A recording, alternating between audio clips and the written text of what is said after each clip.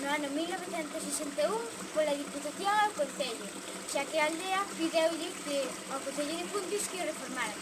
E ademais, porque a mediados do século XX dotáronse algúns lugares con servizos que ainda non tiñan. Así as mulleres xa non tiñan que ir a lavar a un lavadoiro lonxano ou ao río, porque xa o tiñan máis cerca.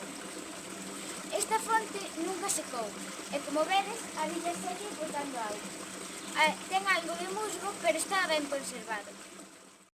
Este lavadoiro ten 4 pedras para lavar a roupa e só ten